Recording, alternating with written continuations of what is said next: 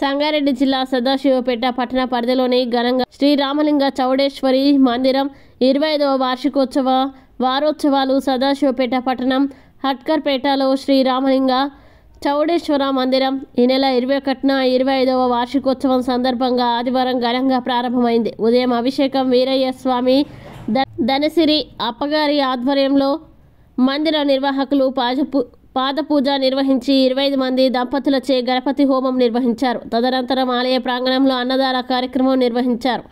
ఆలయ కమిటీ అధ్యక్షులు వారధి బస్వరాజ్ వారు మాట్లాడుతూ బుధవారం 25వ వార్షికోత్సవం సందర్భంగా ఆదివారం గణపతి హోమం, సోమవారం బిల్వార్చన, మంగళవారం కళాశాల ఊరేగింపు, బుధవారం మహిళలచే సామూహిక కుంకుమార్చన నిర్వహిస్తున్నామని తెలిపారు.